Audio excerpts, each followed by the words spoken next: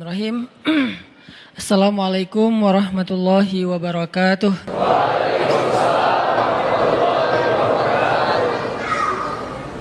Innal hamdalillah nahmaduhu wa nasta'inuhu wa nastaghfiruh. Asyhadu an la ilaha illallah wahdahu la syarikalah wa asyhadu anna Muhammadan abduhu wa rasuluh. Allahumma shalli wa sallim wa barik ala sayyidina wa habibina wa maulana wa syafi'ina Muhammadin. Radina billahi rabba wa bi Muhammadin nabiyya wa bil islami dina. Rabbi syrah li sadri wa yassir li amri wahlul 'uqdatan min lisani yafqahu qawli. Teman-teman sekalian, anak-anak muda Kota Bandung, Jawa Barat yang dirahmati Allah Subhanahu wa taala. Kita bersyukur kepada Allah sekarang bisa duduk lagi nongkrong di rumah Allah. Semoga tongkrongan kita ini termasuk salah satu tongkrongan yang di-follow oleh para malaikat. Karena emang setiap hari Allah mengutus sekian banyak malaikat ke muka bumi, berjalan di antara gang-gang di bumi untuk mencari tongkrongan zikir dan tongkrongan ilmu. Dan ketika malaikat ketemu dengan salah satu di antara tongkrongan zikir dan ilmu, apalagi isinya anak-anak muda, malaikat akan sangat excited dan nge-mention malaikat-malaikat yang lain dengan bahasa halummu ilayya. Kesini, di sini ada tongkrongan ilmu, tongkrongan zikir oleh anak muda. Sehingga kemudian semua malaikat yang tadi diutus oleh Allah buat nyari tongkrongan zikir akan berkumpul di antara mereka. Lalu ngedoain mereka, nge-mention nama mereka satu persatu. Jadi ketika kita sibuk untuk berzikir, malaikat sibuk untuk nyebut nama kita. Di-mention nama kita satu persatu untuk didoakan di hadapan Allah Subhanahu wa taala. Ya Allah, rahmati fulan namanya gitu ya. Ya Allah, ampuni dosa fulan. Ya Allah, ya Allah, ya Allah. Satu persatu disebutkan namanya oleh malaikat dan didoain terus-terusan sampai akhir dari majelis tersebut. Dan semoga kita termasuk orang yang namanya paling sering di-mention oleh malaikat dalam doa-doa mereka karena sering duduk di dalam tongkrongan ilmu. Ditambah lagi kita nongkrongnya bukan di sembarang tempat, tapi nongkrongnya di rumah Allah, tempat yang paling mulia di muka bumi.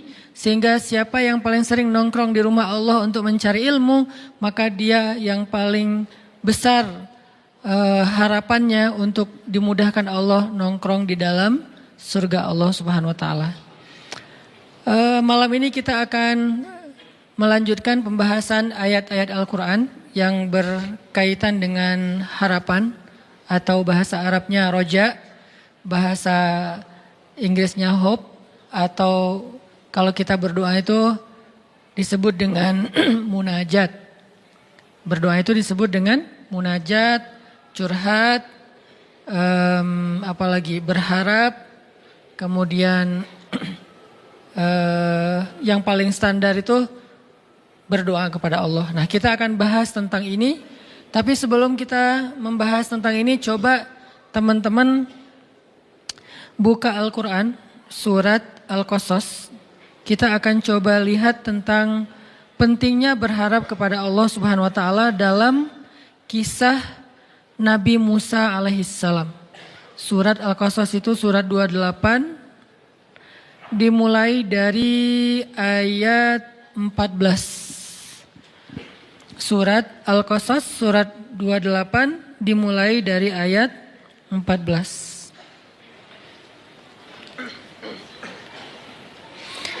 Jadi sharing atau nongkrong bareng yang kita lakuin Rabu malam ini sejak udah sekitar sebulan lebih, mulai kita masukin konten yang lebih ke membedah atau merenungkan ayat-ayat Al-Quran. Kayak pertama dimulai dengan surat Ad-Duha, saya nggak tahu berapa kali pertemuannya, tapi mudah-mudahan udah cukup kebayang nih.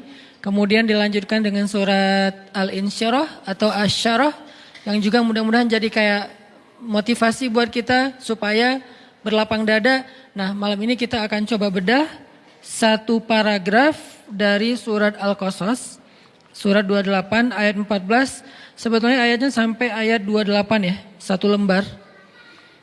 Cuman kalau kita baca semuanya waktu kita terbatas, jadi hanya baca beberapa ayat saja tentang berharap kepada Allah Subhanahu wa taala. Bahasa lainnya mungkin ar-roja atau munajat atau doa atau termasuk juga tawakul. Tawakul itu bahasa Indonesianya tawakal.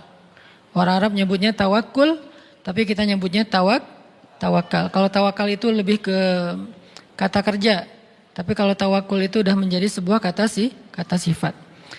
Oke, kita baca dari mulai ayat berapa? 14. A'udzu billahi minasy syaithanir rajim. Silakan.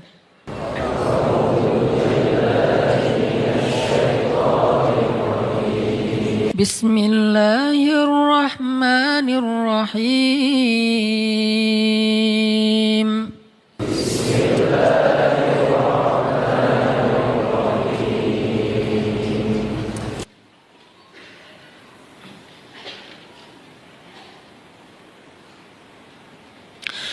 ولما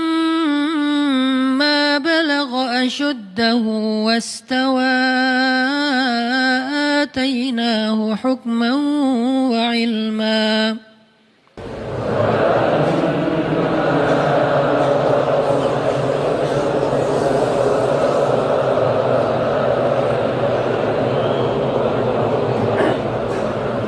وكذلك نجزي المحسنين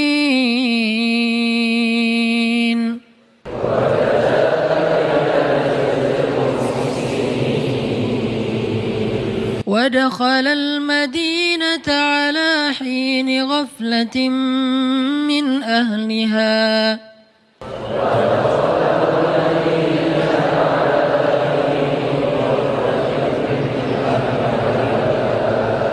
فوجد فيها رجلين يقتتلان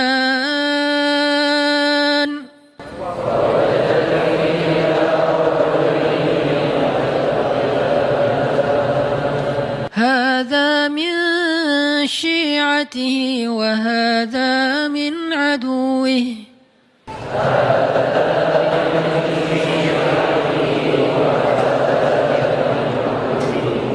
فاستغاثه الذي من شيعته على الذي من عدوه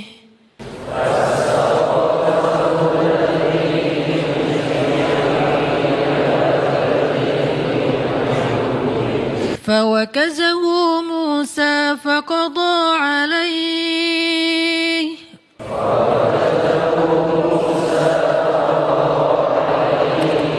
قال هذا من عمل الشيطان إنه عدو مضل مبين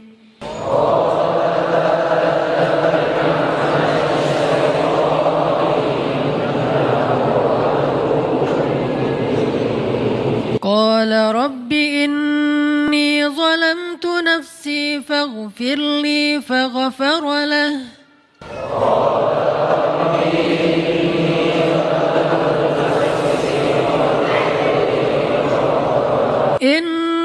إنه هو الغفور الرحيم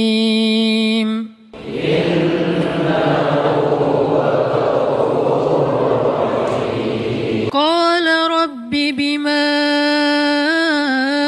أنعمت علي فلن أكون ظهيرا للمجرمين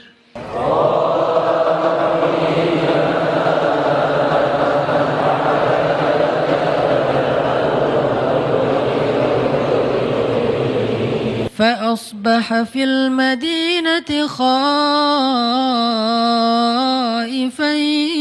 يترقب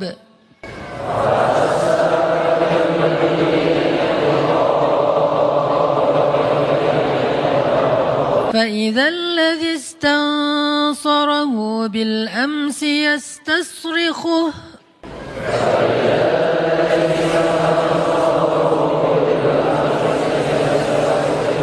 قال له موسى إنك لغوي مبين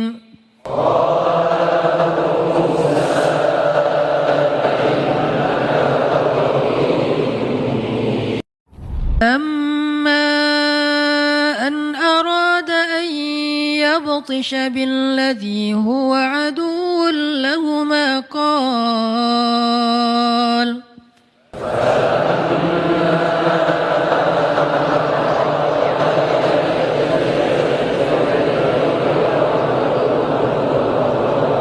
قال يا موسى أتريد أن تقتلني كما قتلت نفسا بالأمس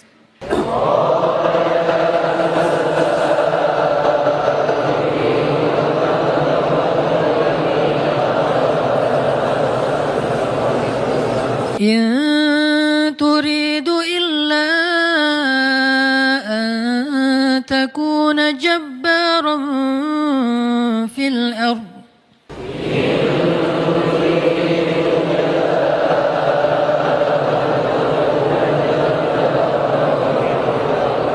وما تريد أن تكون من المصلحين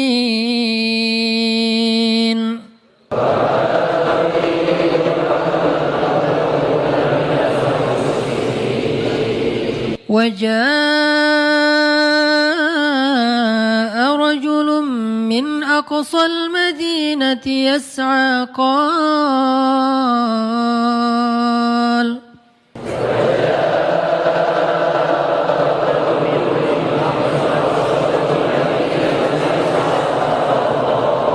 قال يا موسى إن الملأ يأتمرون بك ليقتلوك فاخرج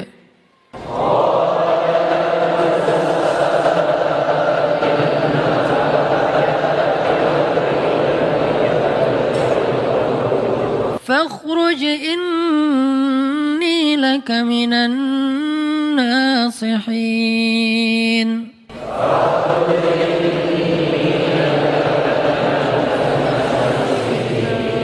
فخرج منها خائفا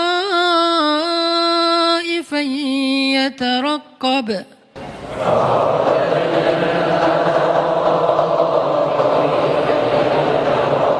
قال رب نجني من القوم الظالمين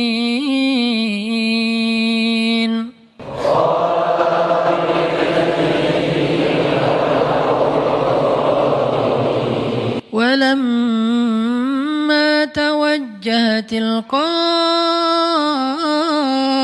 مدين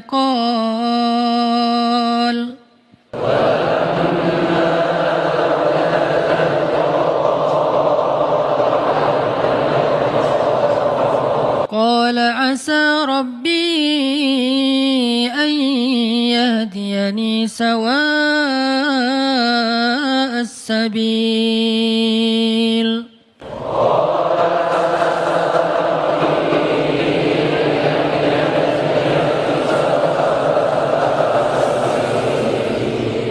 ولما ورد ماء مدين وجد عليه أمة من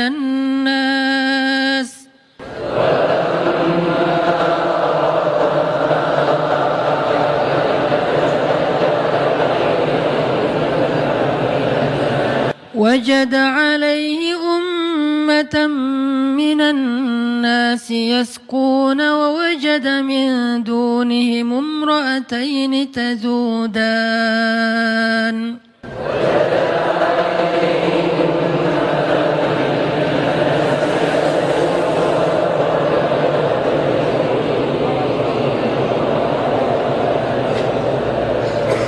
قال ما خطبكما قالتا لا نسقي حتى يصدر الرعاء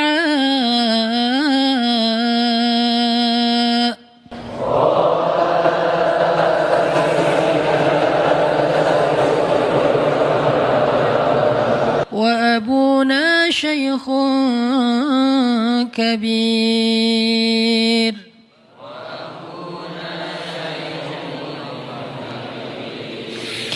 فسقى لهما ثم تولى إلى الظل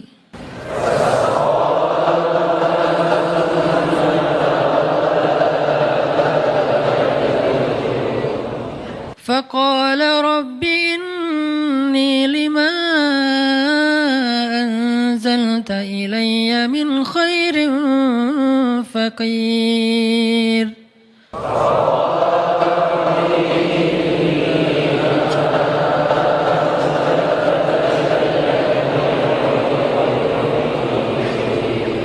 فجاءته إحداهما تمشي على استحياء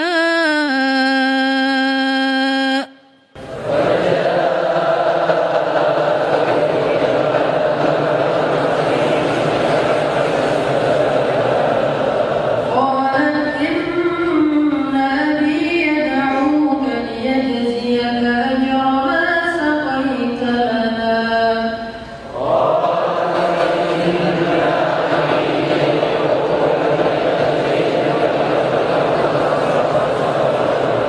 فلما جاءه وقص عليه القصص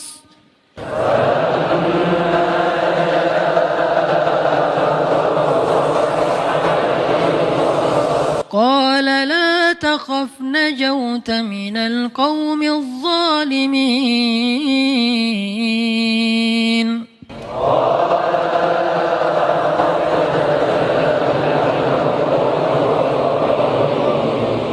قالت إحداهما يا أبت استأجره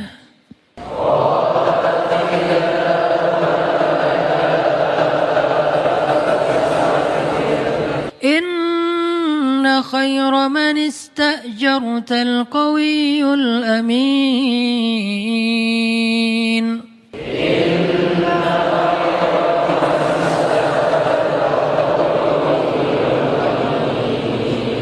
قال إني أريد أن أنكحك إحدى ابنتي هاتين على أن تأجرني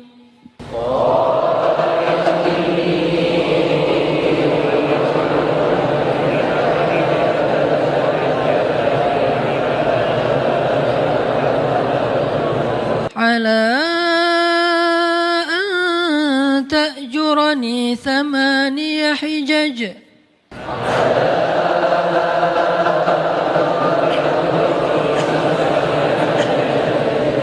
فإن أتممت 10 فمن عندك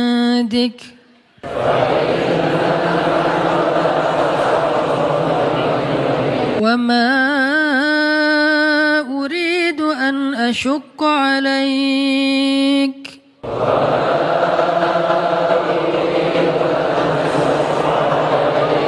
ستجدني إن شاء الله من الصالحين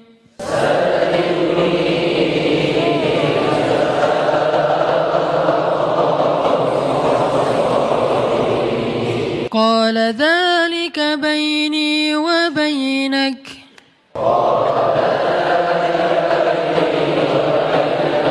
أيما الأجلين قضيت فلا عدوان علي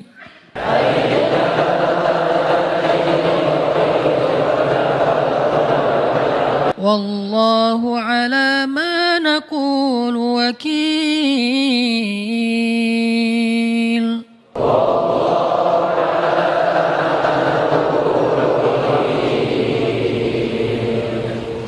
Jadi selesai. Alhamdulillah. Oke, kita coba renungkan terjemahannya.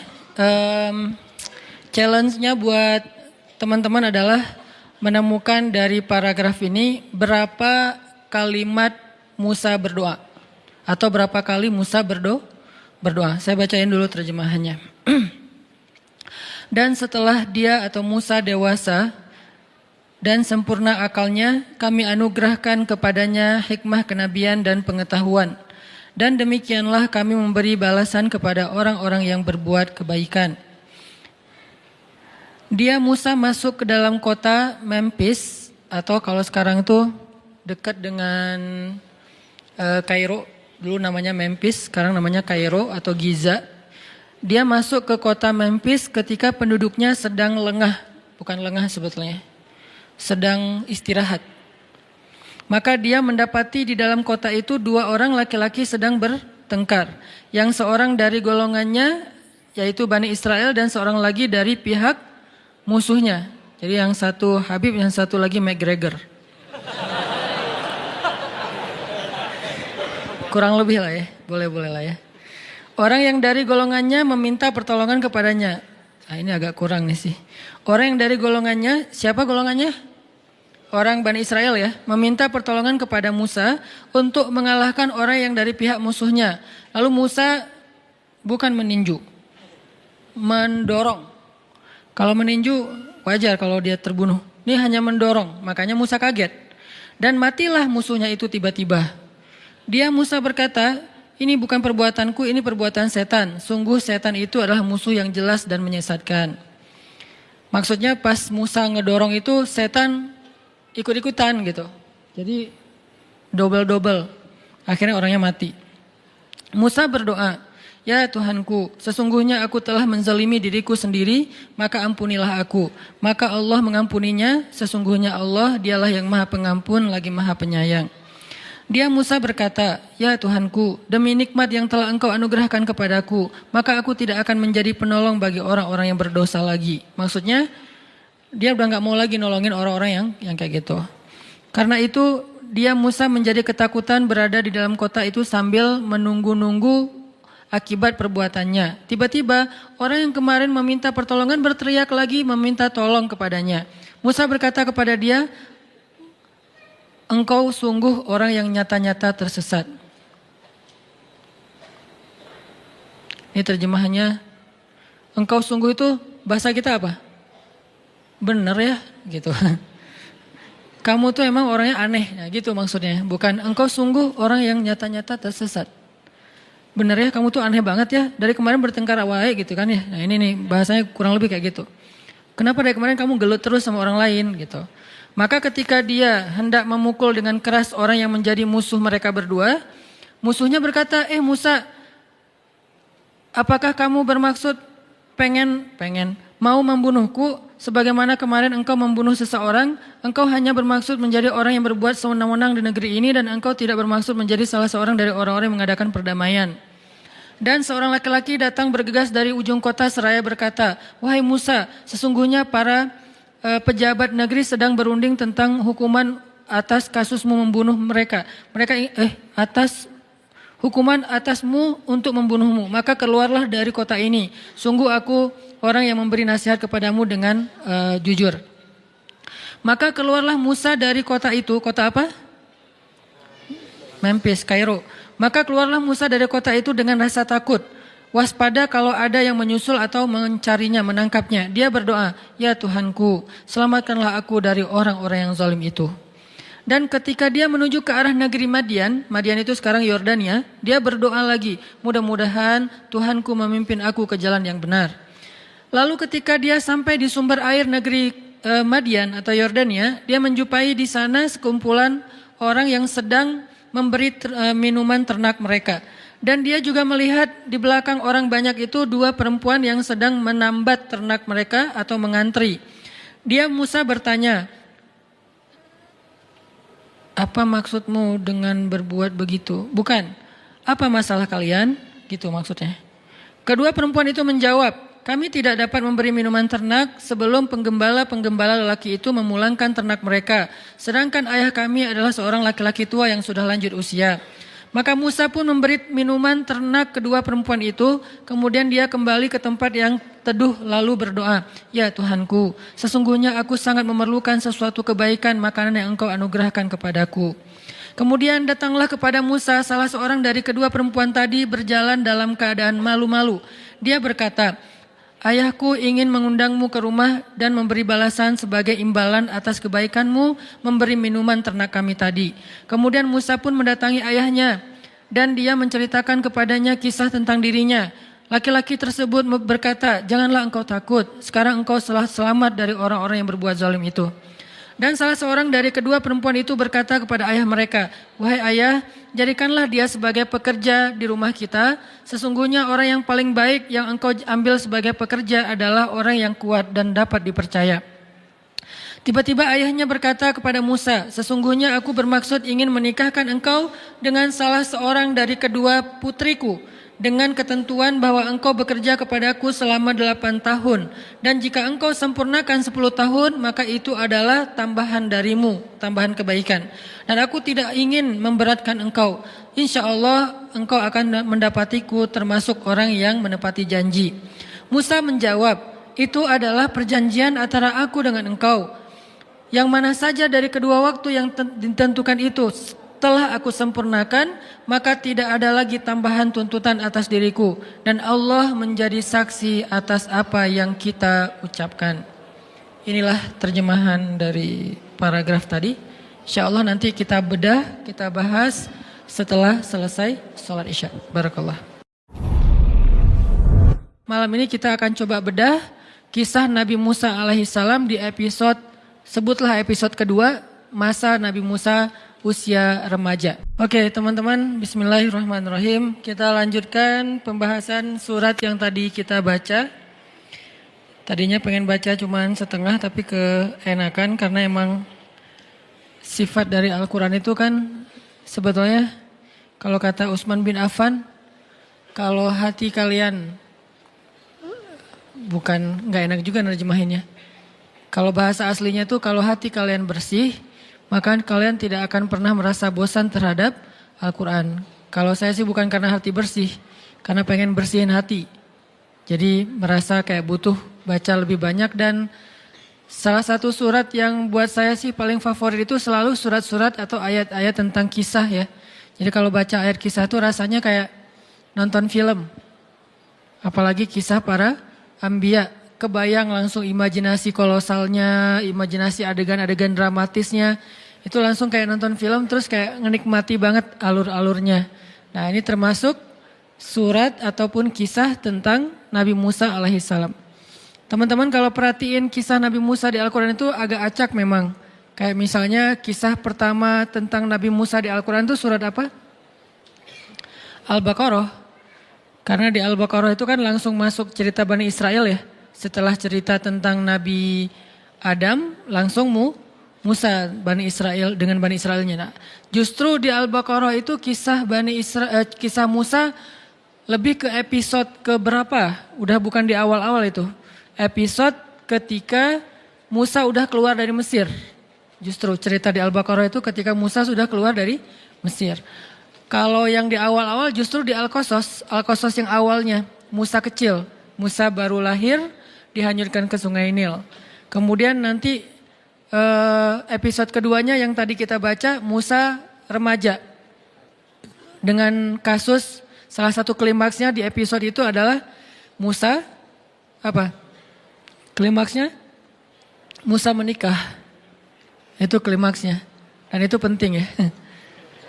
Jadi di episode kedua itu klimaksnya Musa menikah. Kalau episode pertama klimaksnya Musa dihanyutkan ke Sungai Nil.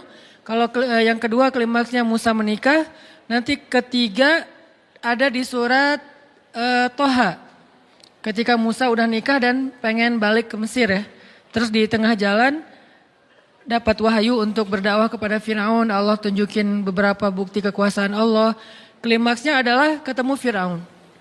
Nanti balik lagi ke Al-Qasas dan Toha sama tuh mengisahkan episode tentang ketika Musa mendakwahi Firaun. Lalu nanti sampai puncaknya adalah belah laut. Nah episode berikutnya Musa setelah belah laut, setelah Mesir, yaitu di Palestina yang ada di surat Al-Baqarah. Dan episode berikutnya nanti ada di surat Al-Kahfi. Musa ketika udah kayak selesai semua era-era dakwah dia, sekarang mulai mencari seseorang yang laki-laki soleh pengen belajar sesuatu yang baru lagi dari orang itu. Yaitu Musa dengan adegan Khidirnya. Puncaknya ditinggalkan oleh Nabi Khidir. Jadi adegan-adegan bersama Nabi Khidir. Jadi cerita Nabi Musa itu di Al-Quran sangat banyak. Bisa dibilang Nabi yang di Al-Quran dikisahkan paling banyak selain Rasulullah SAW adalah Musa alaihissalam. Kalau Nabi Muhammad wajar karena Al-Quran diturunkan kepada beliau. Tapi kalau Musa, beliau punya Taurat. Tapi kenapa di Al-Quran kisahnya panjang banget? Saking banyak sekali adegan-adegan yang luar biasa dari kisah Nabi Musa dan inspiring banget buat kita baca. Kalau Yusuf panjang tapi satu surat doang. Kalau Ibrahim banyak surat tapi nggak sepanjang Musa. Kalau Musa itu panjang banget. Kalau Zakaria misalnya ada di 2 atau 3 surat nggak terlalu panjang juga lah. Maryam oke, tapi Musa lebih panjang dari mereka semuanya. Dan ini malam ini kita akan coba bedah kisah Nabi Musa alaihissalam di episode, sebutlah episode kedua, masa Nabi Musa usia remaja. Disebutkan oleh Allah Subhanahu wa taala di ayat berapa tadi teh? 14. Walamma balagha asyuddah wastawa atainahu hukman wa ilma. Ketika Musa sudah berusia asyuddah, usia cukup. Berapa usia cukup? Kata sebagian ulama, usia cukup itu adalah usia cukup menikah. Usia cukup di sini adalah usia cukup menikah. Perlu kita cari tahu berapa? Ada ikhtilaf. Jadi aman ya. Ada sebagian ulama mengatakan usia cukup di sini adalah 20 tahunan. Sudah belum? Oh ya. Yeah. Berarti sudah asyuddah. Sudah cukup tuh. Jadi walamma balagha asyuddah, ketika Musa sudah berusia cukup, sebagian ulama mengatakan 20-an tahun. Sebagian yang lain mengatakan 30-an tahun. Kenapa? Karena usia 30 tahun sampai 40 tahun itu adalah usia ideal seorang laki-laki. Usia ketika bertemu dua kebaikan pada dirinya. Pertama secara fisik dia sudah sempurna, kedua secara akal dia sudah bijaksana. Kalau di atas 40 tahun mulai nih fisiknya berkurang sedikit demi sedikit. Tapi gak langsung drastis, 40 tahun terus tiba-tiba jadi lemah, enggak juga sih. Pelan-pelan nih berkurang, tapi idealnya bertahan antara 30 sampai 40 tahun. Setelah 40 tahun fisiknya mulai berkurang sedikit demi sedikit, akalnya tetap sempurna. Di bawah 30 tahun fisiknya sempurna, akalnya belum sempurna. Nah yang paling sempurna itu usia antara 30 sampai 40. Dan itulah usia Nabi Ayub ketika Allah sembuhkan. Nabi Ayub sakit sekitar usia 80 tahun. Lalu ketika Allah sembuhkan, mandi dengan air di bawah kaki beliau, tiba-tiba beliau jadi muda lagi. Mudanya beliau kata sebagian besar ulama tafsir adalah di usia antara 30 sampai 40 tahun. Karena itulah usia paling ideal. Dan itu juga yang menjadi patokan usia penduduk surga. Penduduk surga itu kata Allah usianya sebaya. Arti sebaya rata-rata antara 30 sampai 40 tahun. Dan itulah usia penduduk surga. Jadi kalau belum usia 30 tahun, belum sempurna syaratnya nih. Di atas 40 tahun udah agak-agak gimana gitu. Jadi usia yang ideal itu antara 30 sampai 40 tahun. Walaupun itu nggak berlaku kepada semua orang. Ada orang yang usia 20 tahun tapi dia melakukan karya-karya yang bahkan orang 40 tahun belum melakukannya. Seperti Muhammad Al-Fatih. Atau kalau para anbiya itu seperti Nabi Yusuf alaihissalam, Nabi Yahya alaihissalam, Nabi Isa alaihissalam, nabi-nabi yang keren, yang masih muda-muda tapi udah dapat ilmu. Nabi Yahya itu bukan usia remaja malah. Yahya khudil kitaba biquwwah wa atainahul hukma sobiyya. Kami berikan kepada Yahya itu hukma. Hukma ini adalah ilmu yang banyak ketika dia masih berusia sobiyya, masih anak-anak, seusia akbar. Seusia akbar udah jadi nabi. Udah duduk depan terus kita dengerin. Seusia akbar. Yahya. Isa juga kayak gitu. Kalau Isa malah dikasih kemampuan berbicara, usia masih dalam gendongan ibunya. Cuman ngomongnya cuma sekali doang. Setelah itu udah gak bisa ngomong lagi kecuali secara normal. Artinya gak berlaku kepada setiap orang. Ada juga misalnya kayak sahabat usia belasan tahun udah memimpin pasukan yang prajuritnya itu sahabat senior. Siapa sahabat ini? Usamah bin, bukan Laden ya. Usamah bin Zaid. Siapa Usamah bin Zaid? Anaknya Zaid. Zaid itu siapa? Anak angkatnya Rasul. Walaupun kemudian gak boleh mengatasnamakan Zaid bin Muhammad. Anak angkatnya Nabi. Adegan yang terkenal dari Zaid apa? Pernah menikah dengan Zainab. Lalu bercerai, Zainab dinikahi oleh Rasul. Jadi cerita pernikahan Zainab ini agak lumayan dramatis juga. Antara Zaid dan Rasulullah gitu. Agak lumayan lah ceritanya luar biasa. Jadi anaknya namanya Usamah. Usamah usia SMP, kalau di kita sekitar 14 tahun, usia SMP udah memimpin sebuah pasukan perang. Dia udah jadi kayak panglima militer. Anggota pasukannya, prajuritnya siapa? Umar bin Khattab. Coba. Kelas-kelasnya sahabat awalun yang dijamin masuk surga, yang Rasulullah bermusyawarah dengan mereka. Siapa panglimanya? Usamah bin Zaid.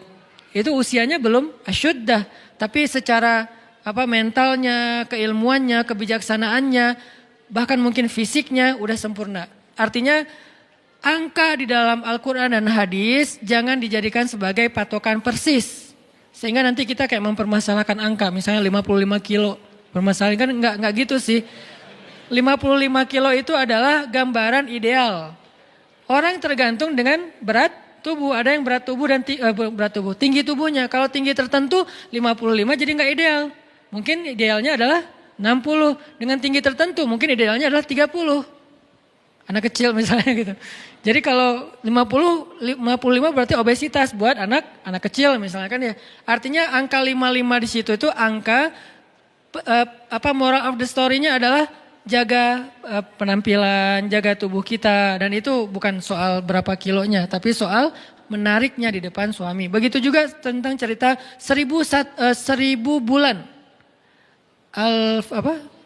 Khairum min al-fisyahr.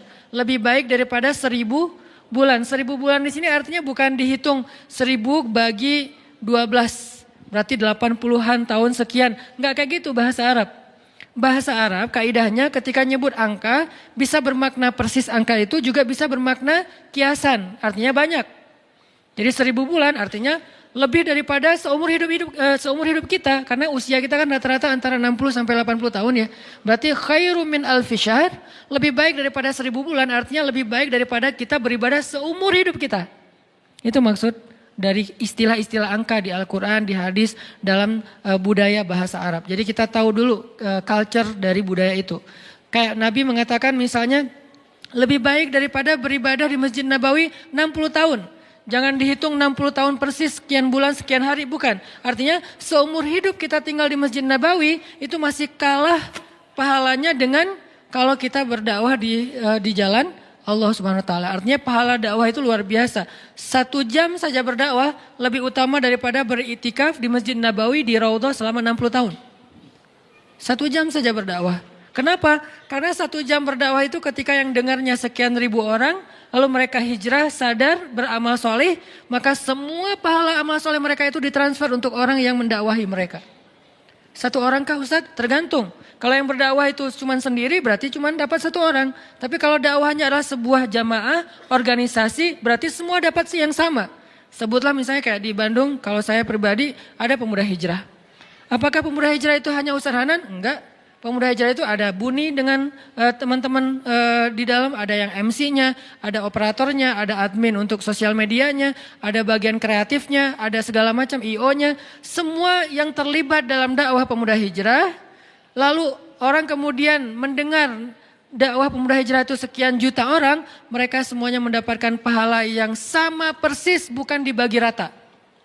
Tidak dibagi rata, dikasih sama masing-masing. Misalnya 1.000.000 orang jadi berzikir, sebutlah misalnya zikirnya subhanallahi wa bihamdi subhanallahil azim. Gitu kan zikirnya. Siapa yang membaca 1 kali zikir ini subhanallahi wa bihamdi subhanallahil azim, maka Allah beratkan timbangannya nanti di akhirat, gitu kan ya. Allah beratkan timbangannya di akhirat. Terus Allah nge-like banget. Karena itu kalimat yang Allah paling nge-like. Di antara sekian banyak caption yang pasti di like sama Allah itu subhanallah wa bihamdi subhanallahil azim. Saya sampaikan nih lewat sebuah crowd event. Didengar oleh teman-teman yang hadir, didengar oleh teman-teman lewat viewer streamingnya, kemudian ditayangin di YouTube, dilihat oleh para viewer yang di YouTube. Sekian juta, sebutlah 1 juta orang yang mendengar nasihat ini. Dan ini sederhana untuk diamalkan. Lalu 1 juta orang ini mengamalkan subhanallah wa bihamdi subhanallahil azim. Sekali aja seumur hidup, nggak usah sering. Sekali aja 1 juta orang, berarti setiap panitia yang terlibat dalam dakwah ini masing-masing mendapatkan 1.000.000 kali subhanallah wa bihamdi subhanallahil azim. Bukan 1.000.000 bagi sekian panitia, bukan. Masing-masing satu panitia dapat 1.000.000. Kayak gitu cara matematika pahala di sisi Allah. Makanya wajar kalau Nabi mengatakan 1 jam berdakwah atau berjihad lebih utama daripada 60 tahun beribadah. Dua-duanya amal solih. Tapi kalau dibandingkan jauh. Ahli ibadah udah zikir habis-habisan, keren. Tapi kalau ada orang yang berdakwah langsung kesalib. Itulah kenapa dakwah itu harus jadi salah satu hobi kita. Ustadz saya kan bukan penceramah, gak apa-apa. Karena dakwah itu bukan cuma ceramah. Dakwah itu programming. Buat saya dakwah itu social engineering. Mengarahkan masyarakat kepada yang lebih baik itulah dakwah. Bisa dengan cara ceramah, bisa dengan programming, bisa dengan konsep, bisa dengan fasilitas, bisa dengan apapun yang kita miliki. Teman-teman punya potensi apa? Sekedar network. Saya kenal dengan orang yang bisa support dakwah Ustadz. Misalnya kayak nyadiain tempat gitu untuk acara tabligh akbar. Saya kenal orangnya, akhirnya dia kayak yang memediasi. Jadi tabligh akbar di situ dia dapat pahala sebanyak orang yang datang ke tempat itu. Padahal dia nggak bayar apapun, nggak sumbangin apapun, nggak donasi apapun, cuma network doang. Yang lain misalnya bentuknya repost di sosial media, dia nge-repost. Alhamdulillah nih bagus nih boosternya, di-repost sama dia. Maka sebanyak orang yang mendengar nasihat itu lewat repostan dia dapat pahala sebanyak itu. Kalau ini kemudian gara-gara di-repost akhirnya ada efek viral, karena dia repost kan repost itu jadi nggak ketahan ya. Bisa banyak banget kan, nggak kebendung gitu. Maka semua yang repost itu dia dapat pahala tanpa dia sadari. Amal jariah ngalir terus menerus kepada dia. Passive income banget. Dan itu baru freedom apa? Bukan freedom finansial ya, freedom spiritual. Kenapa freedom spiritual? Dia nggak beramal, tapi pahalanya ngalir kan gitu kan ya. Salah satu tujuan yang paling puncak dari orang mencari uang itu buat supaya dia bisa jalan, bisa main, bisa traveling, bisa ngapa-ngapain, tapi uangnya ngalir terus kan, itu udah berarti udah freedom ya, udah berhasil, udah kayak bebas gitu, udah merdeka. Harusnya spiritual juga kayak gitu. Kita sehari-hari orang lihat, dia mah biasa aja amalnya. Jangan menjudge. Kita nggak tahu amal orang lain. Allah yang lebih tahu. La tuzakku anfusakum huwa a'lamu bimanittaka. Ada orang yang kayak dijudge kayaknya seolah-olah dia tuh orang biasa aja, amalnya nggak terlalu keren, jidatnya nggak hitam, apa misalnya. Oke, kita respect dengan orang yang jidat hitam tuh menunjukkan dia rajin sujud. Tapi maaf, saya tutupin takut ria. Nggak ada juga. Takut malu sebetulnya. Jadi kayak oke lah, saya pasti selalu respect lah sama orang yang cadaran, saya respect sama orang yang pakai sorban, saya respect sama orang yang pakai jubah yang di atas mata kaki, orang yang janggutnya panjang segala macam, respect banget. Tapi jangan sampai kita menjadikan itu sebagai standar baku seolah-olah kalau nggak kayak gitu berarti udah nggak masuk surga. Karena bisa jadi orang nggak terkenal sama sekali, tapi dia kerjaannya ngapain? Repostin ceramah aja, ceramah Ustadz Abdul Somad di repost. Ceramah saya di repost, Ustadz Felix, Ustadz Umar Mita, siapapun, Ustadz Ali Dayat, di repost. Dia kayak beramal soleh itu lewat itu. Atau dia bikin kayak apps gitu atau apalah untuk ngebantu dakwah para ustadz. Pokoknya dia pengen dakwah ini berkembang. Saya ustadz gak bisa ceramah tapi bisa membuat ceramah ustadz itu viral. Biar beri saya kesempatan, akhirnya dia bikin. Akhirnya banyak sekali pahala dari yang dia dapatin. Ini namanya dakwah. Balik lagi kepada pembicaraan tadi, angka dalam bahasa Arab tidak selalu persis maknanya angka kayak gitu. Tapi juga bermakna banyak, bermakna lebih, dan seterusnya.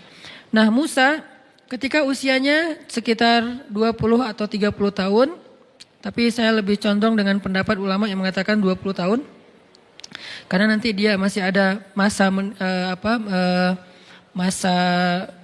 melamar seorang cewek dan bekerja selama 10 tahun, jadi usia 30 tahun, kemudian Musa menikah. Maka Allah berikan kepada dia hukman wa ilma. Apa bedanya hikmah dengan ilmu? Kalau ilmu itu adalah, kalau dalam bahasa ayat ini ilmu itu adalah wawasan, pemahaman, ilmu pengetahuan. Kalau hukman, kebijaksanaan. Orang yang Allah berikan nubuwah biasanya diberikan hukma wa ilma. Sama kayak Nabi Yahya, wa atainahul hukma sabiyya. Kami berikan dia kebijaksanaan. Jadi usia 20 tahun Nabi Musa itu udah bijaksana. Dan puncak dari kebijaksanaan, apa puncak dari kebijaksanaan? Kata Nabi, Ra'sul hikmah makhafatullah. Puncaknya bijaksana itu adalah takut kepada Allah. Puncaknya. Jadi orang gak disebut bijaksana kalau dia gak takut kepada Allah. Kalau gitu Ustadz kita jadi kayak budak. Emang namanya juga hamba. Hamba itu kan bahasa lain budak kan. Dan sifat dasar dari seorang hamba itu takut kepada tuannya.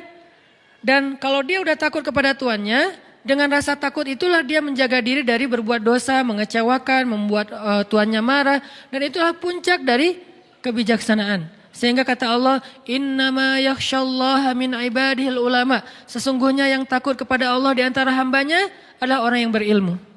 Jadi bisa dibilang, ciri orang yang berilmu takut kepada Allah. Bukan banyak wawasan, bukan banyak teori, bukan panjang narasinya, bukan bagus dalam penulisan captionnya. Tapi dia takut kepada Allah. Ketika dia mau bikin dosa, takut kepada Allah. Ketika dia mau nyakitin orang lain, takut kepada Allah. Ketika dia mau bohong, takut kepada Allah. Ketika dia mau curang, takut kepada Allah. Bisa jadi dia wawasannya gak terlalu banyak. Tapi ilmunya sampai kepada puncak hikmah. Tanya sama diri kita masing-masing. Apakah yang kita pelajari setiap Rabu malam atau di taklim-taklim yang lain udah bikin kita takut sama Allah belum? Atau itu sekedar kayak wawasan doang gitu. Oh ya gue udah tahu, oh ya baru tahu, oh ya lucu juga ya, oh ya seru ya, oh ya. Ini mungkin baru sekedar wawasan dan entertain. Kita pengen nyari ilmu yang bikin kita takut sama Allah. Allah anugerahkan dalam diri kita sebagiannya adalah ujian. Halu'a, jazu'a, manu'a, ajula, dha'ifa. Ini kan sifat-sifat manusia yang harus diberesin. Terus ngeberesinnya pakai apa? Tanya sama diri kita masing-masing. Apakah yang kita pelajari setiap Rabu malam atau di taklim-taklim yang lain udah bikin kita takut sama Allah belum? Atau itu sekedar kayak wawasan doang gitu. Oh ya gue udah tahu, oh ya baru tahu, oh ya lucu juga ya, oh ya seru ya, oh ya. Ini mungkin baru sekedar wawasan dan entertain. Kita pengen nyari ilmu yang bikin kita takut sama Allah. Dan rata-rata orang-orang yang hebat dalam cerita Al-Quran semuanya takut sama Allah. Salah satunya Yusuf alaihissalam. Yusuf itu salah satu bentuk adegan dia takut sama Allah ketika dia digoda oleh seorang cewek. Ceweknya tuh cantik banget, terkenal bahkan jadi simbol kecantikan perempuan Mesir. Bukan Cleopatra, tapi istri Al-Aziz. Karena ini versi Al-Quran kan cantik banget. Saking cantiknya sampai Yusuf juga tertarik kepada dia. Karena Yusuf kan terlalu keren ya. Orang kalau terlalu keren kan punya standarnya juga agak tinggi kan. Dia gak mau yang biasa-biasa aja gitu. Dia pengennya yang kayak gimana. Walaupun itu tetap relatif kan. Relatif menurut kita kayak biasa, menurut dia udah tinggi. Menurut kita kok carinya yang warnanya agak gelap sih. Dia justru senangnya yang gelap-gelap. Kayak misalnya kayak bule kan senangnya cowok Indonesia karena dianggap kayak etnik gitu, kayak gitu ya. Agak-agak dia kurang senang gitu yang terlalu charming, terlalu bright gitu, dia nggak terlalu suka. Dia senangnya ya agak-agak ini untuk menghibur diri saya gitu ya. Dia senangnya agak-agak gelap gitu. Walaupun saya pakai kamera ini jadi agak-agak happy sih, setiap foto kok jadi cerah ya. Ya artinya teman-teman bahwa Yusuf punya standar yang tinggi. Kalau dia sampai tertarik dengan perempuan itu, berarti itu perempuan cantik banget. Wahammat bihi, wahamma biha. Ceweknya suka sama dia, dia juga suka sama cewek itu. Kayak gitu ayatnya, ham. Ham itu ada rasa gairah. Yusuf itu normal, suka sama cewek. Jadi bukan, gue malas sama dia. Kenapa? Soalnya dia cewek. Nah ini bahaya nih. Justru Yusuf itu sukanya sama, jadi normal banget, cowok yang normal. Terus gimana kok bisa kejaga? Gara-gara Allah perlihatkan sebuah tanda-tanda. Ada banyak tafsir tentang kalimat tanda-tanda ini, yang intinya adalah yang saya pengen sampaikan adalah Yusuf takut kepada Allah. Gara-gara takut kepada Allah ketahan. Kebayang gak sih rasa takutnya Yusuf berarti lebih besar daripada hawa nafsunya? Karena udah ditutup rapat pintu kamarnya, terus si ceweknya itu udah siap menyerahkan dirinya kepada Yusuf, udah ngegodain Yusuf, narik lagi tuh. Dan ceweknya itu kayak selebgram gitu. Followersnya tuh seluruh Mesir, semua cowok tuh berandai-andai sampai mimpi-mimpi, bisa nggak ya dia kayak cerai sama suaminya nikah sama gua gitu, terus di stalking gitu, udah cerai belum kayak gitu-gitu kan ya. Kayak didoa-doain supaya mereka rumah tangganya berantakan. Yusuf nggak ngapa-ngapain, udah digoda sama ceweknya. Kita kadang-kadang untuk nggak ngebuka udah nggak ngeklik sebuah postingan yang nggak sengaja muncul gitu kayak gimana gitu. Aduh, kenapa tangan saya kayak aduh pengen banget ya diklik gitu kan. Jadi kayak gregetan gitu, kayak gatal tangannya. Itu aja kita udah kalah dengan hawa nafsu. Berarti rasa takut kita kepada Allah jauh lebih kecil daripada hawa nafsu kita terhadap hal yang sepele. Ini ujiannya sepele banget loh, cuman ngeklik doang kan sepele ya. Berarti kalau itu aja kita kalah, berarti emang rasa takut kita kepada Allah tuh hampir dibilang kayak nggak ada. Sedangkan Yusuf alaihissalam, beliau udah ada di dalam ruangan, ketutup, ceweknya cantik banget di atas rata-rata, semua tipe cewek yang ideal tuh ada pada diri dia tuh, udah ideal banget lah pokoknya. Dan Yusuf juga normal, hamma biha, dan suka sama cewek itu, tertarik sama cewek itu. Juga ingin mengekspresikan hasratnya kepada cewek itu. Tapi tiba-tiba Allah ingatkan bahwa Allah nggak suka dengan perbuatan ini. Lalu Yusuf langsung lari, ditarik dari belakang, lari sekencang mungkin, ditarik lagi. Bukan, aku udah lari ya, kamu tarik ini bukan salah aku ya, udahlah balik. Enggak gitu sih, modus banget kan ya. Ustadz saya sih udah menghindar, tapi dia aja yang terlalu semangat kayak agresif gitu Ustadz. Saya kan gak bisa mengecewakan orang lain daripada saya zalim. Itu modus. Jadi benar-benar ditarik. Jadi bukti bahwa Yusuf serius lari itu sampai sobek. Dan baju Yusuf itu dari bahan kayak karung yang yang terbuat dari kayak benang. Goni ya, tahu goni kan? Kain goni tahu kan ya, yang tebal gitu kan ya, itu sampai sobek, kebayang gak gimana nariknya? Wah, ya usah dibayangin, pokoknya sobek aja. Akhirnya Yusuf pas sudah sobek ada di depan pintu, dibukain pintunya, di depannya udah ada si suaminya, si cewek. Itu adegan itu saya selalu skip, nggak kebayang gitu gimana perasaan suaminya. Dan suaminya ini orangnya bijaksana banget, masih nanya, nggak langsung gebukin. Padahal dia punya banyak pengawal, dia kan seorang penguasa kan. Bisa aja Yusuf langsung digebukin rame-rame, langsung dihilangkan dari peredaran. Enggak, dia mah nanya dulu nih ada apa, kenapa kalian kayak gini berdua di dalam kamar. Si ceweknya kan ketakutan, langsung bilang ini nih cowok ini nih godain saya nih. Dia tutup pintunya dan dia ingin menyakiti saya. Kamu mau melepaskan orang yang kayak gini sama istri kamu? Terus datang seorang yang lain yang bijaksana, dia mengatakan Tuhan jangan dulu menyimpulkan, coba lihat baju siapa yang sobek.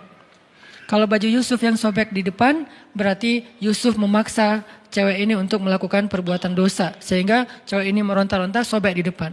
Tapi kalau Yusuf bajunya sobek di belakang, berarti Yusuf ingin lari tapi cewek ini yang narik. Coba lihat, ternyata di belakang. Cewek ini udah gak bisa menghindar. Tapi karena ini berita bisa menghebohkan jagat online, bisa viral di mana-mana dan ini membahayakan stabilitas politik negara, akhirnya emang kayak gitu pertimbangan kata ulama tafsir. Akhirnya tetap raja ini menghukum Yusuf. Di sini ada semacam kebohongan publik nih. Kenapa? Karena kalau sampai berita keluar itu adalah ceweknya yang bersalah, maka akan mempermalukan keluarga raja banget. Sehingga tetap Yusuf yang dihukum. Propaganda lah ya. Yusuf dihukum walaupun dia nggak salah dan rajanya udah respect sama Yusuf. Nanti sehingga ketika ada masalah nanya juga ke Yusuf. Intinya apa teman-teman? Rasa takut Yusuf kepada Allah itu luar biasa. Sampai ke tingkat kayak gitu masih bisa nahan. Kalau nggak ada perasaan apa-apa nahan, ya itu nggak ada ujiannya. Jadi ketika kita normal, Ustadz normal kan, Ustadz tertarik sama lawan jenis, ya Yusuf juga normal. Ustadz manusiawi kan, saya marah, ya tapi Nabi Musa juga manusiawi. Nabi Musa juga bisa marah. Ustadz normal kan kalau kita sakit hati, ya Nabi Ayub juga bisa sakit hati ketika beliau ditinggalkan gara-gara beliau sakit. Normal kan Ustadz kalau kita misalnya kayak nyerah aja udah capek, ya Nabi Yunus juga pernah kayak gitu dan ditegur oleh Allah. Jadi hal-hal yang normal manusiawi ini bukan berarti kita boleh melakukannya. Yang normal dan manusiawi pada diri kita sebagiannya adalah ujian, bukan boleh melakukan. Ini kan anugerah dari Allah. Tuhan yang menciptakan saya gini loh, Ustaz, saya gak pernah minta. Tuhan menciptakan saya dari awal, sejak saya kecil tuh saya udah gak tertarik dengan lawan jenis, sukanya hanya sesama jenis. Ini kan Allah yang kasih, gak bisa. Karena kenapa? Sebagian besar dari yang Allah anugerahkan dalam diri kita, sebagiannya adalah ujian. Halu'a, jazu'a, manu'a, ajula, da'ifa. Ini kan sifat-sifat manusia yang harus diberesin. Terus ngeberesinnya pakai apa? Innal insana lafi khusr. Manusia kalau cuma ngikutin hawa nafsunya atau ke sisi kemanusiaannya, khusr, rugi. Terus cara untuk mengobatinya, illalladzina amanu wa amilus solihat wa tawassaw bil haq wa tawassaw bis shawab. Apa maksudnya? 3 di situ. 1, belajar iman kepada Allah. Jadi kalau kita ngerasa bahwa emang ini kayak bawaan saya dari lahir, Ustaz.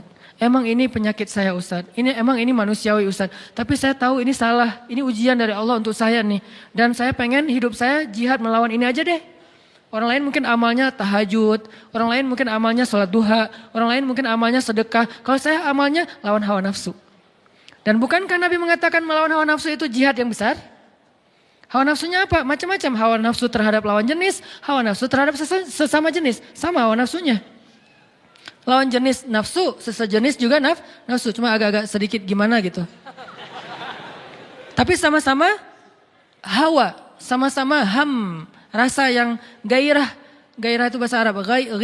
Gairah dalam diri kita. Nah inilah jihad kita. Cara melawannya gimana Ustaz? Illalladzina amanu. Belajar iman. Belajar yakin sama Allah. Belajar lebih dekat sama Allah. Belajar lebih mengenal Allah. 1.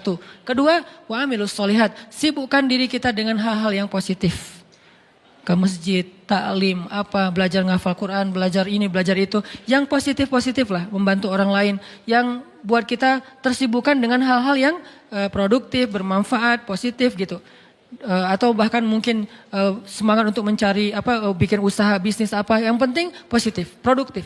2. Ketiga, watawassaw bil haq, watawassaw bis sabr. Apa maksud dari kalimat ini? Lingkungan. Maksud dari watawassaw bil haq, karena kalimatnya saling, berarti lingkungan. Cari lingkungan yang bisa jaga kita, yang bisa menasihati kita, yang bisa mengingatkan kita ketika kita salah. Cari lingkungan itu. Jangan cari lingkungan yang justru membiarkan kita, bahkan menyemangati kita dalam berbuat dosa, bahkan mendorong kita, bahkan menjerumuskan kita. Jangan itu lingkungannya, karena itu nggak akan bisa selamat dari khusr, dari kerugian. Wa tawassaw bil haq wa tawassaw bis sabr, artinya cari lingkungan yang bisa membuat kita lebih termotivasi dalam kebaikan-kebaikan. Al-mar'u ala dini khalilih. Seseorang tergantung siapa temannya. Itu berlaku dalam spiritual, berlaku dalam bisnis. Seorang motivator bisnis mengatakan, kalau Anda ingin menjadi orang sukses, coba perhatikan 5 orang yang paling dekat dengan Anda. Sukses belum? Kalau 5 orang yang paling dekat dengan Anda bukan orang sukses, berarti Anda nggak akan bisa sukses. Terus perhatikan berapa pendapatan mereka dalam sebulan. Kali 5 bagi 5 rata-rata. Maka segitulah pendapatan Anda. Itu kata seorang motivator bisnis. Artinya tetap dalam motivasi bisnis aja, teman itu sangat mempengaruhi diri kita, kesuksesan kita. Kalau kita pengen sukses di kampus, berteman dengan 5 orang yang sukses di kampus. Pengen sukses dalam pernikahan, berteman dengan orang yang 5 nikah muda. Insya Allah nikah muda. Kalau 5-5-nya sama-sama Jovisa, ya wajar lah kita sampai sekarang masih. Teman lo siapa? Itu yang lagi ngahulang di pojok situ. Kenapa? Habis diputusin, oh ya. Yang kedua, gak bisa move on. Yang ketiga, stalkingin mantan. Yang keempat, jadi 5 temannya semuanya belum bisa move on dari masa lalu gitu. Dan nasibnya sama, diputusin. Gak ada yang nyambung gitu ya. Berarti ya wajar. Perhatikan siapa teman kita. Intermezzo doang. Intinya adalah, tapi serius ya. Intinya adalah, dalam amal soleh juga kayak gitu teman-teman. Karena saya kundayan, saya nahnu du'at walaysa qudat, kami adalah dai bukan hakim. Jadi saya tidak menjawab pertanyaan itu dari sisi fatwa. Ustaz Abdul Somad sudah menjawabnya dari sisi fatwa tentang masalah LGBT dan segala macam. Itu bagiannya Ustaz Abdul Somad. Allahu alam, beliau lebih mengerti ilmu daripada saya. Saya dai, maka saya ngasih solusi. Solusinya apa? Tadi, belajar iman, belajar amal soleh, cari lingkungan. Karena kenapa? Kita sangat terpengaruh oleh lingkungan. Jadi Nabi Yusuf juga normal, sangat normal. Istrinya Nabi Lut normal. Kalau nggak normal nggak nikah sama Nabi Lut dong. Kan normal kan, berarti istrinya Nabi Lut, bukan istrinya cewek mana gitu. Enggak kan ya? Jadi dia nikah dengan laki-laki, berarti normal dong istri Nabi Lut. Terus masalahnya apa? Dia kayak mendukung orang yang punya ujian. Saya nggak nyebut dengan bahasa lain, saya lebih suka menyebutnya dengan ujian. Karena semua kita diuji, ada yang diuji dengan sifat kikir. Ustadz, saya tuh insya Allah kalau tahajud rajin. Kalau duha, alhamdulillah. Tapi kalau sedekah kenapa ya? Agak-agak berhitung gitu Ustadz. Kayak susah banget mau ngetik angkanya gitu Ustadz. Kalau bisa nol semua gitu. Nolnya sih banyak tapi nggak ada angka satunya kan sama aja ya. Nol semua. Kayak susah banget mau ngasih. Ada orang kayak gitu teman-teman. Ada yang kebalikan. Ustadz saya itu emang kalau insya Allah kalau sedekah saya jor-joran gitu. Tapi kalau disuruh puasa sunnah kayak berat banget Ustadz. Boleh nggak Ustadz puasa Ramadan saya pakai kodok aja. Saya pakai fidyah aja. Nggak apa-apa fikih fidyahnya berapa Ustadz. Sekian genggam beras. Saya kasih 1 ton deh. Nggak bisa. Jadi ada orang yang diuji dengan sifat kikir. Ada yang diuji dengan sifat males. Ada yang diuji dengan sifat baperan, suka cemburu yang berlebihan, suka curiga yang berlebihan dengan pasangannya. Kita setiap hari harus live Sherlock ya. Lo kemana aja gitu kan ketahuan gitu kan. Kayak super duper gitu kan. Terlalu posesif misalnya. Itu kan ujian ya. Ujian kalau laki-laki mungkin diuji dengan temperamen. Itu kan masalah dia yang dia harus coba beresin. Ustadz saya itu orangnya suka memberi, saya orangnya alhamdulillah tahajud, saya tuh alhamdulillah tilawah. Tapi di jalan gak bisa nahan diri untuk marah. Klakson panjang, terus buka kaca marah-marah keluar, terus langsung nyegat orang di jalan, terus dilabrakin. Kalau perlu dipecahin kacanya dan segala macam lah kayak gitu-gitu. Saya juga pernah kayak gitu soalnya konyol. Udah gitu saya taubat nasuha deh. Kenapa? Melototin orang pasti buka, Ustadz, gak jadi, pergi aja. Udah melototin gak jadi gitu kan malu banget ya. Nah, jadi akhirnya tobat gak mau lagi kayak gitu sesekali sih masih. Artinya teman-teman itu kan ujian masing-masing orang. Termasuk ada orang yang ujiannya apa? Gak bisa jaga mata. Gak bisa jaga mata. Susah banget gitu. Yang lain dia bisa zikir. Astagfirullah, astagfirullah, astagfirullah, subhanallah, subhanallah, subhanallah, subhanallah, subhanallah. Jadi dia tuh kayak lidahnya tuh gampang berzikir tapi matanya tuh susah nunduk gitu. Ngelihatnya ke atas aja kalau di TSB. Kalau di dalam mall ke bawah aja di lantai 2. Jadi kayak ujian dia adalah mata. Ada ujian orang yang lisan. Gak bisa nahan diri dari membicarakan orang lain. Kalau ada teman pasti lo tahu gak mulai tuh. Lo mau dengar gosip yang terbaru gak? Ini update banget nih. Mulai lagi. Jadi ujian dia di sini. Ada ujian di sini, di perut. Ada juga yang kalau bahasa Nabi itu di antara perut dengan lutut, ujiannya adalah hawa nafsunya. Semua orang dikasih ujian oleh Allah untuk dia survive dengan ujian itu. Dan mungkin itulah jalan dia ke surga. Termasuk orang yang tadi ujiannya suka kepada sesama jenis, itu ujian dia. Saya gak mau menjudge dengan istilah penyakit atau apa, itu bagian ustadz yang lain. Buat saya itu ujian buat teman-teman yang punya masalah ini. Coba kita beresin. Bukan dia doang yang punya ujian, kita juga punya, cuman beda. Kalau ujian yang lain misalnya kayak ujiannya tuh susah untuk ngelupain kesalahan orang. Ujiannya tuh susah untuk ngobatin sakit hati. Ujiannya itu kayak susah khusyuk dalam sholat. Asal udah sholat, asal udah takbir banyak ide. Allahu Akbar. Oh iya benar tuh. Jadi asal udah takbir dapat banyak ide gitu. Jadi kayak kalau dia udah mentok, gua sholat pura-pura. Bisa pas itu dapat ide gitu. Pas pura-pura gak keluar ide. Oh harus beneran ternyata, wudhu beneran, Allahu Akbar. Tuh kan dapat ide beneran ya. Jadi kayak ujian banget buat dia sholat khusyuk. Itu semua orang diuji oleh Allah. Kan Allah menguji kita untuk melihat keseriusan kita dalam mendekati dia gitu. Makanya teman-teman yang punya ujian yang tadi saya sebutin, yuk illalladzina amanu, belajar iman. Belajar iman itu apa Ustadz? Belajar iman itu bukan belajar wawasan, belajar ngerasain iman di sini nih. Cinta sama Allah, takut sama Allah, apalagi kalau udah sampai ketakut, ya udah punya benteng tuh. Sehingga ketika Umar bin Abdul Aziz pertama kali jadi khalifah, lalu dia kayak speech gitu, sambutan presiden baru gitu kan. Ketika dia speech, kalimat pertama yang keluar dari Umar bin Abdul Aziz apa? Inni akhafun nar. Saya takut kepada neraka. Itu kalimat pertamanya Umar bin Abdul Aziz ketika menjabat sebagai presiden. Takut kepada neraka. Itulah yang membuat dia gak bisa tidur malam hari kecuali mau mencari tahu apa masalah rakyatnya. Itu yang membuat dia akhirnya mengeluarkan semua hartanya untuk kebutuhan rakyatnya. Sampai gelang-gelang istrinya diambil. Dia bilang kepada istrinya, yang aku atau gelang. Maksudnya gimana? Kalau kamu pilih aku, maka berikan gelang itu untuk rakyat. Kalau kamu pilih gelang, maka aku tinggalkan kamu secara baik-baik, kita jalan sendiri-sendiri. Kayak gitu Umar bin Abdul Aziz. Jangan langsung dipraktekin ya. Karena Umar bin Abdul Aziz ngomong kayak gitu setelah mendidik istrinya sekian tahun. Dan istrinya juga bukan perempuan biasa. Ummul Ayal, perempuan ini namanya Fatimah. Itu juga anak raja, orang hebat banget, soleha banget. Makanya Umar bin Abdul Aziz tahu lah level istrinya. Sehingga dia bilang, yang gelang atau aku? Setelah dijelaskan oleh Umar bin Abdul Aziz, apa kata jawaban istrinya? Wahai Umar bin Abdul Aziz, yang bukan cuman gelang, dunia dan seisinya kalau kamu minta aku berikan selama Allah ridho kepadaku. Itulah istri yang soleha. Berdoalah semoga kita diberikan makmum seperti istri Umar bin Aziz. Tapi kitanya harus jadi Umar bin Abdul Aziz. Jangan yang gelang atau aku. Buat apa? Mau beli motor baru. Nggak benar ya. Mau beli apa misalnya kayak kebutuhan kayak hawa nafsu kita doang. Jangan. Artinya itulah mereka. Karena takut kepada Allah ketahan dari berbuat dosa. Umar bin Khattab juga kayak gitu. Karena takut kepada Allah hanya gara-gara salah ngomong ke seorang nenek-nenek yang beragama Nasrani. Itu kepikiran gak bisa tidur malam. Ada nenek-nenek datang ke Umar bin Khattab bilang, ya Amirul Mukminin. Udah jadi Amirul Mukminin, presiden. Ya Amirul Mukminin, saya ini nenek-nenek yang punya banyak utang. Nenek-nenek punya banyak utang. Gak sanggup bayar. Boleh gak saya minta tolong dari Baitul Mal supaya saya bisa bayar hutang.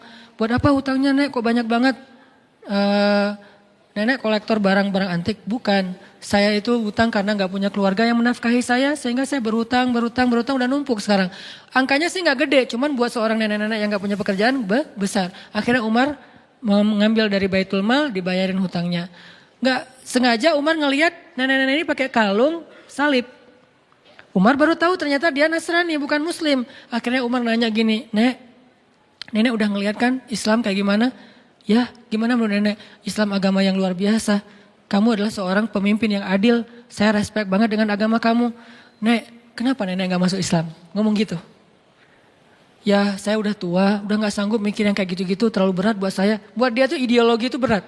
Perdebatan mana yang benar mana yang salah berat. Ya udah, pulang aja Umar. Sampai di rumah Umar kepikiran, astagfirullah ya Allah, apakah saya memaksa nenek itu masuk Islam gara-gara adegan tadi?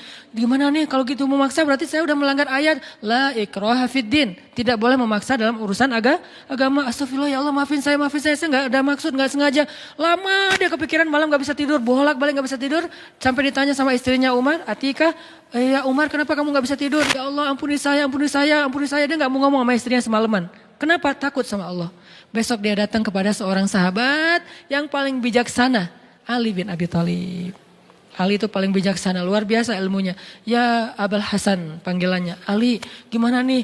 Gimana emang ceritanya? Diceritain. Wahai Umar, kamu bermaksud memaksa? Tidak, kalau gitu innamal a'malu binniyat. Beneran? Beneran. Alhamdulillah gitu coba. Kemana sekarang iman ini di antara kaum muslimin? Di mana nilai-nilai ini di antara kaum muslimin? Kenapa nilai ini sekarang adanya di Jepang? Kenapa nilai ini adanya di Korea? Kenapa nilai ini adanya di Eropa, di New Zealand? Padahal adegan sederhana kan? Dan gak ada paksaan juga karena udah dikasih bantuannya baru ngomong masuk Islam dong nek gitu. Cuman dia takut ini terjebak dalam pemaksaan sehingga semalaman gak bisa tidur. Dosa, bahkan bisa gak dibilang dosa. Kesalahan kayak gitu aja bikin Umar gak bisa tidur. Kebayang gak kesalahan yang lebih gede dari itu? Sampai ada seorang ibu-ibu yang masak batu tuh, ngerebus batu karena anaknya kelaparan. Terus Umar lewat, ibu kenapa ibu ngerebus batu? Karena saya gak punya makanan, terus mau ngerebus apa lagi? Terus ngapain direbus batunya kan gak akan matang-matang juga. Ini hanya untuk membuat anak saya berpikir bahwa saya lagi masak makanan, dia gak akan nangis lagi sampai dia tertidur. Kasihan banget nasibnya. Anaknya sampai harus berpikir, mak lagi masak apa? Nih, lagi masak nih, ntar ya tunggu ya, ini udah mendidih nih. Oh ya ditunggu sampai tidur. Lalu dia bilang, saya akan tuntut Umar di hadapan Allah nanti di akhirat. Langsung gemetar Umar. Umar itu pasti lebih tangguh daripada Habib kan? Yang kalau nyekek McGregor, kalau Umar cuma giniin doang paling. Kenapa? Setan aja takut sama Umar. Kalau ini kan baru McGregor yang takut sama Habib nih. Ini setan, takut sama Umar. Umar lewat, setan, kita ngambil jalan itu aja. Males ada Umar lewat situ. Setan. Dan setan itu kan banyak yang tangguh-tangguh juga kan. Kayak setan petarung, setan apalah ya, banyak. Tapi nggak berani sama Umar. Tapi orang setangguh Umar ketika perempuan ini mengatakan saya tuntut Umar di hadapan Allah. Dia nggak tahu kalau itu Umar. Saya tuntut Umar di hadapan Allah nanti di akhirat. Umar langsung datang. Ibu kenapa ibu pengen nuntut Umar? Karena dia yang memimpin kami tapi dia membiarkan kami terlantar dan kelaparan. Umar langsung gemetar, nangis, langsung dia lari menuju ke Baitul Mal, dia cari gandum, dia pikul sendiri gandum itu seorang diri. Pembantunya pengen memikul gandum itu, dia mengatakan, apakah kalian sanggup memikul dosa saya nanti di hari kiamat? Pembantunya juga orang-orang soleh yang beriman. Enggak akan berani, ya udah sendiri aja udah. Karena kalau udah bawa-bawa dosa kan gak ada yang berani ya. Ini hidup bersama orang-orang soleh itu kayak gini teman-teman. Jadi satu negara, satu masa, semuanya soleh. Jadi semua yang kita dengar itu adalah tentang Allah, Rasul, akhirat, surga, neraka. Jadi kayak indah gitu hidupnya teh. Nah akhirnya Umar memikul sendiri, langsung bukan cuma mikul taruh, bu udah ya, udah gak ada lagi urusan dengan Umar ya. Enggak, langsung ibu ganti batunya buang aja. Masukin terus diaduk sama Umar sampai jadi roti, disuapin kepada anak kecil yang tadi udah kelaparan banget. Sampai udah beres, baru Umar pergi. Setelah Umar pergi, pembantunya mengatakan, bu ibu tahu gak siapa orang tadi? Siapa? Dialah Amirul Mukminin Umar bin Khattab. Ibu itu tersenyum dan mengatakan, ya Allah saya cabut tuntutan kepada Umar bin Khattab di akhirat. Gak jadi dituntut. Lalu pembantu ini memberitahu kepada Umar, Umar udah dicabut tuntutannya. Alhamdulillah sujud syukur Umar. Ini modal takut. Makanya Nabi mengatakan Ra'sul hikmah makhafatullah. Puncaknya ilmu itu, puncaknya hikmah itu adalah takut kepada Allah. Kan kita pernah dengar cerita dua orang yang jual beli tanah dulu. Gara-gara sama-sama takut pada Allah. Yang satu jual tanah, yang satu beli. Udah selesai jual beli tanah, transaksi udah beres. Yang beli tanah itu, tanah kebun gitu, nyangkul-nyangkul. Nemu emas di dalam tanah kebun yang baru dia beli. Langsung dia cari saudaranya yang tadi jualin tanah ke dia. Bro gitu, akhi. Saya dapat emas dari kebun kamu. Oh alhamdulillah itu kalau gitu. Enggak justru innalillah. Coba. Innalillah kenapa? Ini kan harta kamu. Jadi saya gak mau ngambil ini. Ini saya balikin ke kamu. Enggak. Ini bukan harta saya. Kan saya udah jual tanahnya. Tapi kan kamu jual tanah bukan jual emas. Kalau jual emas saya juga gak akan sanggup beli. Tapi kan dengan apa yang ada di dalamnya. Tapi transaksinya gak ada kalimat itu. Gak ada kalau ada emas nanti akan jadi hak saya. Enggak kan. Pokoknya itu udah saya jual lah hak kamu. Enggak saya gak berani nanti pada dituntut di akhirat. Enggak mau. Akhirnya dorong-dorongan emas. Kalau zaman kita tarik-tarikan emas. Kalau dia tuh dorong-dorongan emas. Ini punya kamu, enggak punya kamu. Dibilangin punya kamu, punya kamu, enggak. Bertengkar gara-gara enggak mau dapetin emas. Kebayang enggak tuh solehnya. Kalau sekarang bertengkar karena pengen dapetin emas. Akhirnya, terus gimana nih? Pokoknya saya enggak terima. Kenapa enggak terima? Masa emas ini milik saya? Harusnya kan milik kamu. Aneh. Ini pertengkaran paling aneh dialognya. Saya juga enggak terima. Enak aja kamu mengklaim itu milik saya. Kan harusnya milik kamu. Jadi saling mengklaim dia enggak punya emas. Ini aneh banget nih. Modalnya apa? Makhafatullah, takut kepada Allah. Akhirnya datang ke hakim. Hakimnya juga bingung. Kenapa bingung? Takut kepada Allah. Karena ketika dia salah memberi keputusan, dia akan dituntut di hadapan Allah nanti. Sebetulnya gaji dia lebih kecil daripada tuntutan nanti di akhirat. Buat dia bingung. Gimana nih? Ya Allah beri saya petunjuk. Gini aja deh.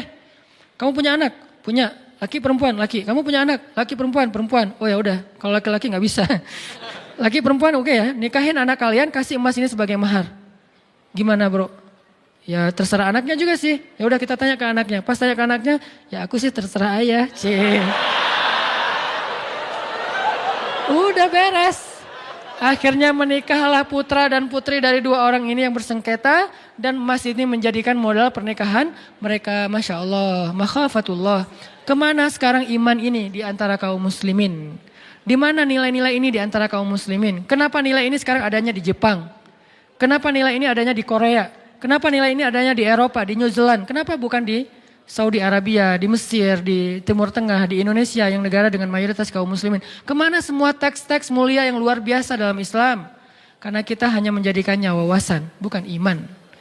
Ilmu tidak menjadi kebaikan kalau hanya sekedar wawasan di sini. Dia baru menjadi sesuatu ketika dia berasa di hati, lalu kita jadikan itu sebagai perilaku kita sehari-hari. Makanya teman-teman, ini baru satu ayat ya. Ayat 14, belum sempat bahas yang lain, gak apa-apa deh ya. Arti hukma wa ilma kayak gitu. Itulah gambaran tentang Musa. Jadi kebayang sekarang gimana solehnya Musa, gimana taatnya Musa, karena Allah sendiri mengatakan dia dapat hikmah. Itu gambaran hikmah dalam sisi moral, dalam sisi spiritual, itu hikmah artinya. Sehingga ketika kita tahu arti hikmah, sekarang kita kebayang gimana solehnya Musa. Kalau kita anggap hikmah itu sekedar wawasan, kita nggak kebayang solehnya Musa itu kayak gimana. Soleh banget, hal yang paling detail aja soleh. Di zaman Ibnu Mubarak, ada seorang laki-laki minjem kalau nggak salah Ibnu Mubarak, kalau nggak salah beliau meminjam pulpen, pena gitu. Pena dulu kan dari kayu ya, bukan pena yang bertinta, penanya doang, nggak ada tintanya. Minjam pena dari kayu tertentu gitu, kayu yang sebetulnya murah banget di Irak, apa di Basra, apa di Kufah gitu. Saya lupa juga nama ulama, nanti dicek lagi di beberapa kajian. Nah, beliau minjam, terus karena kayak terburu-buru gitu, kebawa penanya. Kebawa sampai ke Hijaz. Hijaz itu di daerah Arab Saudi. Baru pas buka-buka bagasinya, buka-buka tasnya, ini kan pena yang saya pinjam beberapa hari yang lalu. Akhirnya dia balik lagi ke Irak hanya demi mengantarkan pena itu. Kenapa? Ketika ditanya oleh pemilik pena, jawabannya apa? فَمَنْ يَعْمَلْ مِثْقَالَ ذَرَّةٍ خَيْرًا يَرَهُ وَمَنْ يَعْمَلْ مِثْقَالَ ذَرَّةٍ شَرًّا يَرَهُ. Siapa yang berbuat dosa walaupun sekecil zarrah, apalagi ini lebih gede daripada zarrah, maka nanti akan dipertanggungjawabkan di akhirat. Khauf, takut kepada Allah Subhanahu wa taala. Makanya orang-orang yang berilmu itu takutnya kepada Allah itu luar biasa. Belum lagi nanti bentuk ketakutan mereka kepada Allah itu kalau baca Quran nangis. وَإِذَا تُلِيَتْ عَلَيْهِمْ آيَاتُ الرَّحْمَنِ وَإِذَا تُلِيَتْ عَلَيْهِمْ آيَاتُ الرَّحْمَنِ خَرُّوا سُجَّدًا وَبُكِيًّا. Mereka tersungkur, mereka bersujud, mereka menangis ketika dibacakan ayat Allah. Tersungkur artinya apa? Gak kuat berdiri, itu artinya tersungkur. Kayak Umar bin Khattab, la uqsimu biyaumil qiyamah wa la uqsimu bin nafsil lawwamah ayahsabul insanu allan najma'a idhamah bala qadirin ala an nusawwiya banana. Baru berapa ayat dibaca surah Al-Qiyamah, lututnya sudah gemetar. Udah gak kuat menopang lagi tubuhnya sehingga tersungkur jatuh. Umar jatuh bukan karena kekuatan musuh, tapi jatuh karena kekuatan iman. Musuh gak ada yang bisa menjatuhkan Umar. Musuh gak ada yang bisa membuat Umar terduduk. Musuh tidak ada yang bisa membuat Umar terbaring, tersungkur. Gak ada musuh yang bisa membuat Umar tersungkur kecuali iman yang membuat dia tersungkur dengan sendirinya. Kenapa? Iman Umar bentuknya khauf kepada Allah, takut kepada Allah. Sehingga ketika baca ayat ini tersungkur. Khalid bin Walid.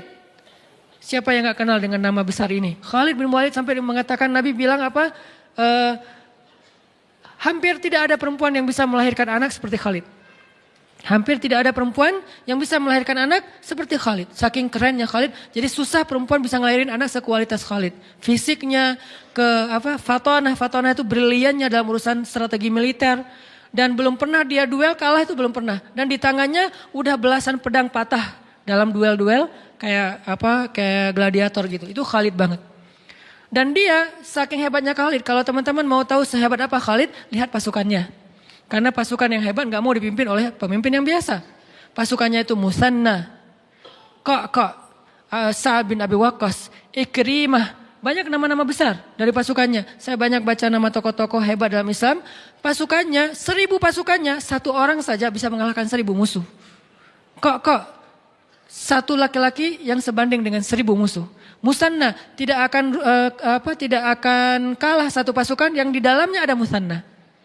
Ini adalah prajuritnya Khalid. Kebayang gak gimana panglimanya? Prajuritnya aja kayak gini.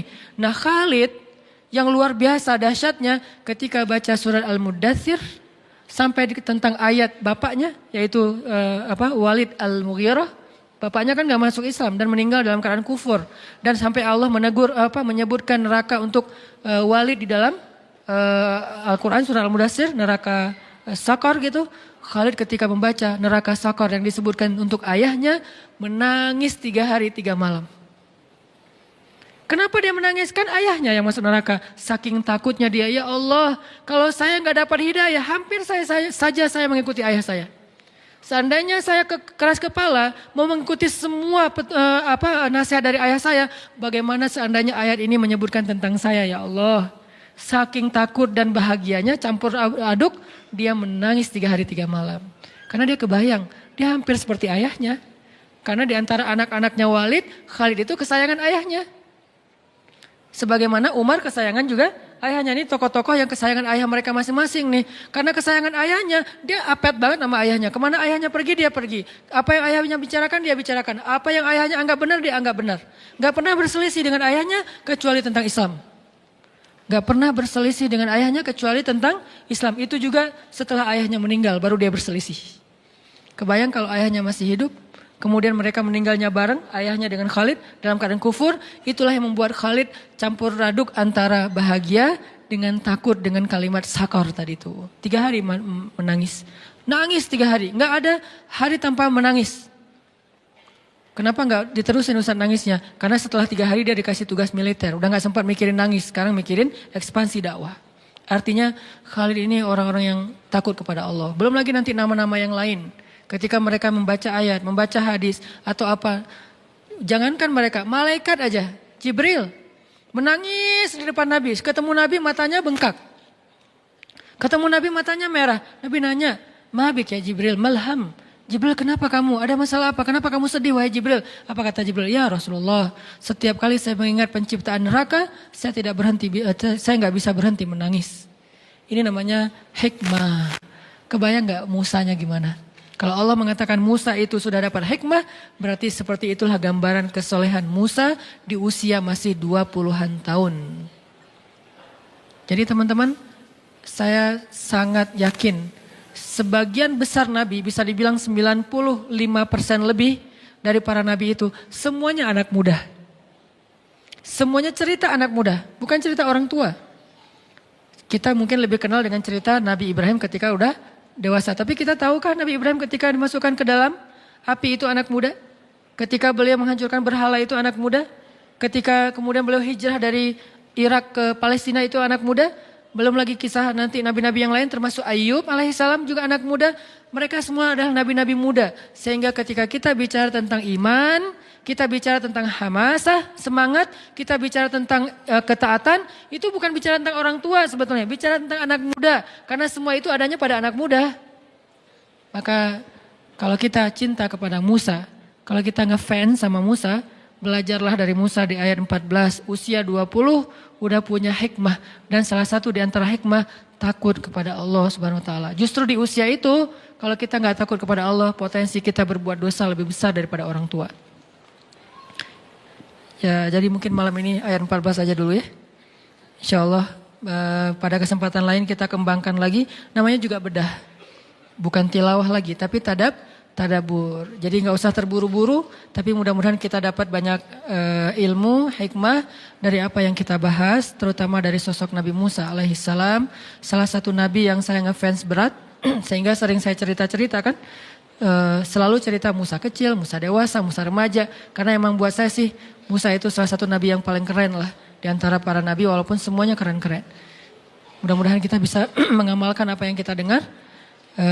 Semoga Allah SWT mengistiqomahkan hati kita di jalannya. Allahumma inna nas'alukal huda wat tuqa wal afafa wal ghina.